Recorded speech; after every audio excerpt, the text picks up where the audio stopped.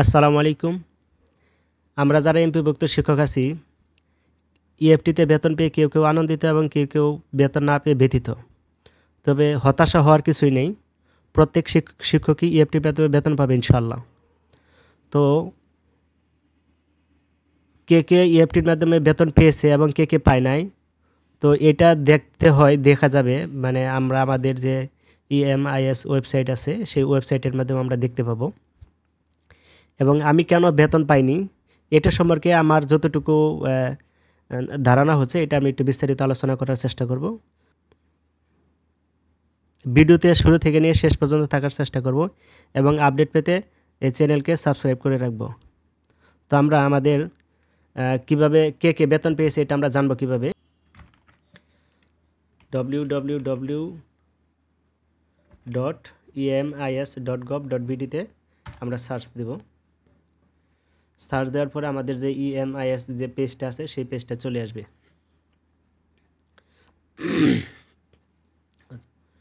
তো এখানে আমাদের যে এমপিও ইএফটি এই অপশনে ক্লিক করব। ক্লিক করার পরে প্রত্যেকটা প্রতিষ্ঠানেরই ইউজার আইডি এবং পাসওয়ার্ড আছে, সেই পাসওয়ার্ড এবং ইউজার আইডি দিয়ে লগ ইন করবো। তো আমার প্রতিষ্ঠানের ইউজার আইডি এবং পাসওয়ার্ড দিয়ে লগ ইন করেছি। তো লগ ইন করার সাথে সাথে এই পেজটা চলে আসবে। হ্যাঁ, তো এই পেজে আসার পরে এখানে আমাদের তিনটা অপশন আছে। একটা পেমেন্ট, এমপিও ড্যাশবোর্ডের থেকে এমপিওর ভিতরে দুটো অপশন, একটা হচ্ছে MPO data update, MPO payment status. তো আমরা পেমেন্ট স্ট্যাটাসে চলে গেলাম। তো পেমেন্ট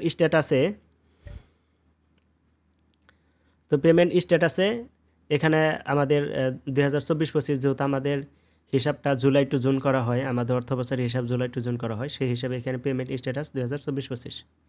তো দেওয়ার পর আমাদের এখানে মান্থ, তো আমরা যেহেতু ডিসেম্বর মাসের বেতন পেয়েছি, এই ক্ষেত্রে আমাদের এখানে ডিসেম্বর ক্লিক করব।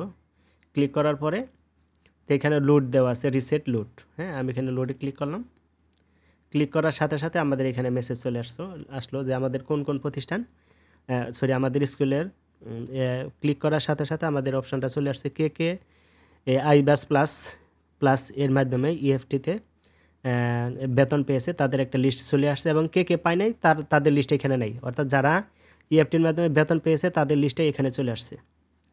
হ্যাঁ, এখন এখান থেকে আমরা জানলাম কে বেতন পাইছে। আর আমরা যারা বেতন পাই নাই, তাহলে তাদের কি হবে? হ্যাঁ, আমি কেন বেতন পাই নাই, তো এই অপশনটার জন্য আমি যতটুকু ধারণা করতে পেরেছি, তো এখানে যেহেতু আমাদের অধিদপ্তর থেকে কোনো প্রকার নোটিশ আসে নাই, তো এই ক্ষেত্রে আমার যেটা ধারণা হচ্ছে, যেসব শিক্ষকরা তাদের ইএফটি আবেদনের সংশোধনী দেওয়ার সময় তাদের কোনো পরিবর্তন এনেছে, যেমন মোবাইল নাম্বারটা পরিবর্তন করেছে অথবা ব্যাংক অ্যাকাউন্ট পরিবর্তন করেছে, অর্থাৎ এমপিওতে যেসব আবেদনগুলো মানে যেসব তথ্যগুলো দেওয়া ছিল, সেই এমপিওর তথ্য প্লাস এই ইএফটির তথ্য যাদের একই দেওয়া হয়েছে, সাবমিট করা হয়েছে, তার আগে বেতন পেয়েছে।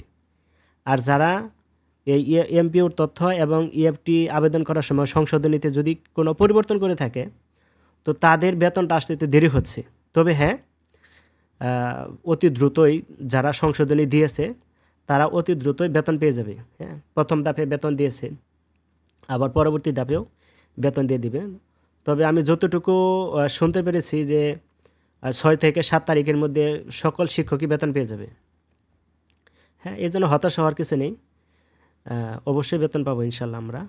তো যদি ভিডিওটা ভালো লাগে তাহলে সাবস্ক্রাইব করে এই চ্যানেলের সাথে থাকার চেষ্টা করবো। সকলকে ধন্যবাদ। আসসালামু আলাইকুম।